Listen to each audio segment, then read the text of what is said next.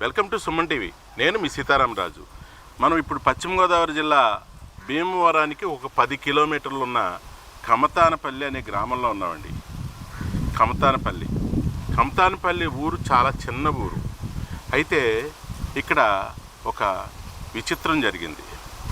నాగుల చవితి వెళ్ళిన 2 నెలల కాలానికి ఇక్కడ ఒక చిత్రం అయితే జరిగిందని చెప్పాలి. సంక్రాంతి మాసంలో అది ఏంటంటే, నిజంగా చెప్పాలంటే ఇదంతా కూడా వరి పొలాలున్న ప్రాంతం.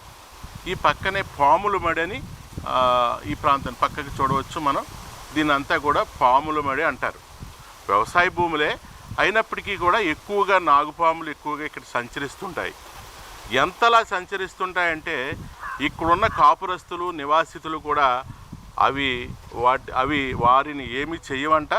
2 వాటిని కూడా వీళ్ళు ఏమి చేయరు. ఎందుకంటే చాలా వయసున్న పాములు, పెద్ద పాములు. చలపాములు అంటే చిన్న పాములు ఉంటాయి, అవి కాకుండా పెద్ద పాములు ఇవి. ఎందుకంటే మనం హిందూ కల్చర్లో పాముల్ని నాగేంద్ర స్వామిగా కొలుస్తాం. అటువంటి సెంటిమెంట్ ఉన్న కారణంగా వీరు కూడా పాముల్ని ఏం చేయరు. అయితే నిన్న జరిగిన చిత్రం ఏంటంటే, అది ఎలా జరిగింది, ఏం జరిగింది అనేది ఇక్కడ ఒక పెద్ద ఆవిడ ఉన్నారు, ఆవిడని అడిగి తెలుసుకుందాం. మామగారు, ఏం జరిగింది అసలు? గురువారం అండి నేను ఇక్కడికి అలాగే వెళ్ళానండి. వెళ్ళేటప్పటికి ఇలా పడుకుని ఉందండి. పడుకుని ఉండేటప్పటికి మా అబ్బాయిని మా కోళ్ళని పిలిచాను. లోపల ఉన్నారు. చాలా పెద్ద పాము, రండి చూద్దురుగానేనంటే వచ్చిందండి. వీళ్ళిద్దరూ వచ్చి చూసి తర్వాత నేనేమన్నానంటే అండి, పెద్దగా ఉంది బాగాను, నువ్వేం చెయ్యకు బాబా, ఒకవేళ కొట్టడానికి ఏమన్నా ప్రయత్నిస్తావేమో, కొట్టొద్దు, దాన్ని అలా వదిలేయి, దాని దారిని అదే వెళ్ళిపోద్ది అని అన్నాను. తర్వాత మొత్తం ఇరుగు పొరుగు అంతా ఒకళ్ళని ఆలకాలు తెలుసుకుని వచ్చారండి. వచ్చి అందరం చూసి వయసు అయిపోయింది, ఇది బాగా సన్నబడిపోయింది కూడాను. అయితే పాము అయితే మీకే ఫస్ట్ కనిపించింది అంతే కదా? అయితే ఈవిడ మీకేమవుతారు? పాప గారు రాణి గారు. ఇప్పుడు నిజంగా నిన్న జరిగింది, మీకు పాము కనిపించిందని మీ అమ్మగారు చెప్పారు. అది ఎక్కడ కనిపించింది ఒకసారి నాకు చూపించరు కానీ మనం. అయితే ఎన్ని అడుగులు పాము ఉంటుందండి? అది 4.5 ఉంటుంది. 4.5 అడుగులు. తాజుపాము అంటారు అది? అవునండి, తాజుపాము. నిన్న ఏ ప్రాంతంలో ఇక్కడ కనిపించిందండి? ఇప్పుడు ఫోటో పెట్టిన దగ్గర అండి పాము కనిపించిందండి.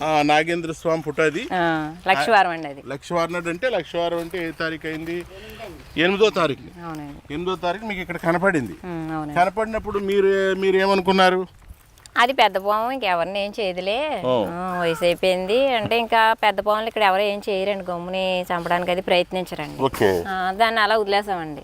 వదిలేస్తే అది కొంచెం ఎదరికెళ్ళి అలా వెళ్తుంటే కొంచెం కోడి వచ్చిందండి, కొంచెం చిన్నగా సర్పం తీసింది కానీ ఎవరిని ఏం చేయలేదండి. ఆ తర్వాత అలా వెళ్ళిపోయింది అనమాట. అలాగే అదే ఆరోపణలోనే ఉందండి, చుట్టూ తిరుగుతుంది. అవునండి, అవుతే అండి అది ఎదరికెళ్ళింది. వెళ్ళిన తర్వాత ఆ రొప్పల్లోంచి అలా బయటకు వచ్చి మళ్ళీ అక్కడే ఉందనమాట అండి. అంటే మళ్ళీ రోజు పొద్దుట ఒక అబ్బాయికి కనిపిస్తుంది అనమాట అండి. సతీష్ అనండి అబ్బాయి. ఈ అబ్బాయి అంత ఉంటాడండి అన్నాడు అనమాట అండి. ఆ అబ్బాయికి కనిపించి ఆ అబ్బాయి అన్నాడు అనమాట అండి, ఇలాగా రేపు శుక్రవారం కనిపించిందండి ఆ అబ్బాయికి. శనివారం సాయంత్రం లోపు నేను ఇక్కడే ఇదవుతాను, నాకు ఆ మొత్తం ఊరందరూ ఆడవాళ్ళందరూ కలిసి పసుపు నీరు పోయండి అని చెప్పిందండి. చెప్పి ఇలాగ నాకు సెలవుడు పానకాలు పెట్టి అక్కడే కళ్ళలో కనిపించండి, రియల్ గా మామూలుగా మనిషి వాలిన తర్వాత ఇలాగని చెప్పింది అనమాట అండి. అయితే ఇంకా ఇలా అంటుంది, దేవుడే కదా అనేసి మేము భయపడకుండా వచ్చండి. ఇదిగోండి ఇక్కడ ఉందండి, ఇదిగోండి ఇక్కడ పసుపు కుంకుమ వేసాం కదండి, ఇక్కడ ఉందండి. బతికే ఉందండి పాము అయితే ఇక్కడ ఉందండి. ఇక్కడ ఉంటే నేనేం చేశానంటే, దేవుడు పాము అంటుంది నిన్న నుంచి అలాగే ఉంది, ఏం తినకుండానని చెప్పి పాలు పట్టుకొచ్చానండి. మా హస్బెండ్ గారండి, ఆయన ఏం చేశారంటే కొన్ని పాలు పోసారండి, తాగిందండి. అది ప్లేట్తో పెట్టామండి ఆ ఎదరికి. మళ్ళీ అది అలా లోపలికి వెళ్ళిందండి. మళ్ళీ వచ్చిన ఆడవాళ్ళందరూ కూడా అక్కడ పసుపు కుంకుమ వేసి పూలేసి ఏం చేయలేదండి. అయితే మనం 8వ తారీఖు అనేప్పటికి సాధారణంగా రోజు అమావాస్య పౌర్ణమి లేవండి, లేవండి. మామూలుగా అది మనకి ఇదంతా జరిగిందంతా కూడా మామూలు రోజుల్లోనే జరిగింది. అయితే అలా వచ్చింది అనమాట. మళ్ళీ అలా తిరిగి అటు నుండి మళ్ళీ అటు వచ్చేసిందండి. ఓకే. ఇక్కడే అండి, ఇక్కడే తిరుగుతుంది. అనిపించిందో అక్కడే ఉండిపోయింది. ఇప్పుడు ఆ ఫోటో పెట్టిన చోటే ఉండిపోయింది. మొదట మీకు ఎక్కడ కనిపించిందో అదే ప్రాంతంలో మళ్ళీ ఉండిపోయింది. మళ్ళీ వచ్చేసి ఇలా ఇదంతా తిరిగి మళ్ళీ వచ్చేసి ఇలా వస్తుంది. అక్కడే ఉండిపోయింది. అక్కడే ఉండిపోయింది. మళ్ళీ సరే మాకు ఒక నమ్మకం అనమాట అండి. చెప్పండి. ఏంటంటే రేపు ఈ టయానికి ఇది అవుతానంది కదా, చెప్పింది ముందుగా రేపు ఈ పాటికి నేను నేను చనిపోతాను. కాలం చేస్తానని చెప్పింది. అలా నిజంగా జరిగితే మనకు నమ్మకమేనా అనుకున్నామండి. మీరు అంతా అలాగే అనుకున్నారు. అలాగే 10 ఆ టయానికి ఇదిగోండి ఇక్కడికి వచ్చి కొంచెం ఇదిగోండి అక్కడ దారి ఉంది కదండి, ఆ దారిలోకి వచ్చి అక్కడ చనిపోయింది అనమాట. అక్కడ చనిపోయింది. అక్కడ చనిపోయింది. చనిపోతే ఇంకా గ్రామస్తులందరూ కలిసి వచ్చండి ఏం చేద్దాం ఏంటి అని అనుకుంటే మరి ఆవిడ ఎలా చెప్పింది అలా చేయాలి కదండి మనం. అవునండి.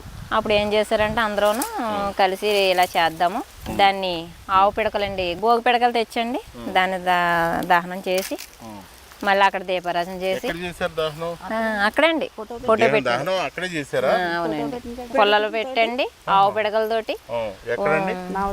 నవధాన్యాలు అన్నీ వేసండి, ఆవు పాలు, ఆవు నెయ్యి, గంధం చెక్క అన్నీ వేసండి.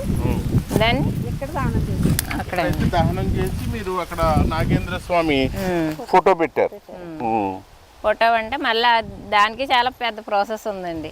మళ్ళీ ఆవిడ ఏమందంటే 11 మంది 11 పొత్తలు ఇమ్మందండి. అందరూ కలిసి బియ్యం వేయమంది. అదే రకంగా ఎంతమంది అయితే ఉన్నారో అంతమంది బియ్యం ఎత్తు 11 ఆకులు పెట్టండి, 11 పొత్తలు ఇచ్చి మళ్ళీ ఈ కాల్లో కలిపి ఆ బూడిద కూడా పెట్టి కలిపి శాస్త్రోక్తంగా అన్ని చేశారు. చేసామండి. ఆవిడ ఎలా చెప్పిందో అలా చేసాం. సతీష్ మీద వాలి ఏ విధంగా చెప్పిందో ఆ విధంగా అన్ని నిన్న పొద్దుటి నుండి ఆ అబ్బాయి మీద ఉండి అన్ని దగ్గరుండి చేయించుకుంది అనమాట. మొత్తం అన్ని కూడా మళ్ళీ ఒక 100 మందికి భోజనాలు అనుకున్నారు, 150 మంది దాకా భోజనాలు పెట్టారండి. ఆ రోజైతే చనిపోయిన రోజైతే దాన్ని ఇదైన తర్వాత క్రియలు అయిపోయిన తర్వాత మళ్ళీ ఇక్కడే శిరాన్నం వండుకునండి అందరం తినేసి మళ్ళీ అది ప్రసాదం కింద ఊరంతా పంచిపెట్టారండి. పంచిపెట్టి తర్వాత మళ్ళీ భోజనాలు కూడా చెప్పేసి వచ్చి మళ్ళీ రోజు మళ్ళీ నిన్న పొద్దుట ఇవన్నీ చేసేసిన తర్వాత మళ్ళీ 150 మంది దాకా భోజనాలు పెట్టారండి. అయితే ఈ కార్యక్రమాలన్నీ శాస్త్రోక్తంగా కర్మకాండలన్నీ చేశారు నాగేంద్ర స్వామి అనే సెంటిమెంట్ తోటి. తర్వాత మళ్ళీ ఆ సతీష్ అన్న ఆయనకి ఏమైనా కనిపించడం వినిపించడం ఏమైనా జరిగిందా? నిన్నంతా ఒంటి మీద ఉందండి. నిన్న అన్ని భోజనాలు అయ్యే వరకు కూడా ఆవిడ ఆయన మీదే ఉంది. మళ్ళీ ఆవిడ వెళ్ళి కాళ్ళ స్నానం. మీరు ఎలా ఫీల్ అవుతున్నారు? నాకు ఒక నమ్మకం అండి, ఇంకా నాగేంద్ర స్వామిగా ఫీల్ అవుతున్నారు. అయితే రాబోయే రోజుల్లో ఇప్పుడు అయితే ఇంతవరకు శాస్త్రోక్తంగా కర్మకాండలన్నీ చేశామండి. తర్వాత ఇంకా ఆవిడ ఇష్టం అండి, మరి తర్వాత చెప్పిన దాన్ని బట్టి మీరు ఎలా జరిగేది అలా జరుగుతుంది. దానికి టెంపుల్ గా కట్టాలా మరి అదండి. మరి ఇది దారి అండి, వేరే చోట మార్చిన కట్టిన సర్పపుట్ట మనకి ఏర్పడదాం అని అన్న తను ఒప్పుకున్నది అనుకోండి. ఆవిడ స్థలం గల ఆయన ఒప్పుకుంటే సరే అండి. ఓకే. ఇది ఎవరిదండి? వేరే వాళ్ళదండి. వేరే వాళ్ళు. ఆయన ఏంటంటే మాకు అతను ఆయనకు కొంచెం మూఢనమ్మకం, అవునా కాదా మనం ఇక్కడ సైట్ ఇవ్వడం నమ్మకం ఉందా లేదా అనేది ఆయన అంటే ఎవరిష్టం వాళ్ళది కదండి. మరి ఇప్పుడు దానికి సంబంధించి వచ్చిందనుకోండి అమ్మవారు తన మీదకి వెళ్ళి ఇక్కడే పుట్ట కడతారండి. ఇప్పుడైతే ఆవిడైతే నన్ను మళ్ళీ మర్చిపోతారు, నాకు ఇక్కడే పుట్ట కట్టండి అని చెప్పిందండి. అదండి ఓవరాల్గా కమతానపల్లి గ్రామంలో జరిగిన ఈ సంఘటన ఈ ప్రాంతంలో ఒక రకంగా చెప్పాలంటే సంచలనమే అని చెప్పాలి. గతంలో చాలాసార్లు మనం పాలు తాగటం, వినాయకుడు పాలు తాగటం చూసాం, అనేక దేవుళ్ళు పాలు తాగటం చూసాం, కొన్ని జంతువులు నీళ్ళలో ఈదటం చూసాం, గుడి చుట్టూరు తిరగటం చూసాం. ఇవన్నీ మనకున్న సెంటిమెంట్ అయినప్పటికీ ఇప్పుడు మనం చూసిన ఏదైతే నాగేంద్ర స్వామిగా వీళ్ళు నమ్ముతున్నారో ఏదైతే సంఘటన జరిగిందో ఆ సంఘటన చాలా రియలిస్టిక్గా ఉండటంతో వీరంతా కూడా సాక్షాత్తు నాగేంద్ర స్వామే తమకు ఇలా కనిపించి సతీష్ అనే వ్యక్తిపై వాలి ఇవన్నీ చెప్పింది. రాబోయే రోజుల్లో కూడా ఆ తల్లి ఏ విధంగా చెప్తే ఆ విధంగా ముందుకు సాగుతామని చెప్తున్నారు. సెంటిమెంట్ని గౌరవించే వీరంతా కూడా ఆ విధంగా ముందుకు వెళ్ళటానికి కూడా సిద్ధంగా ఉన్నారు. ఏదైతే ఇక్కడ దహన సంస్కారాలు చేశారో ఆ ప్రాంతంలో కానీ మరో ప్రాంతంలో కానీ పుట్ట నిర్మించి దానికి తగ్గ సెంటిమెంట్గా ముందుకు సాగటానికి అయితే వీరంతా సిద్ధంగా ఉన్నారు. ఇది ఈనాటి ఎపిసోడ్. మరో ఎపిసోడ్తో మేము ముందుంటా. Please subscribe Suman TV.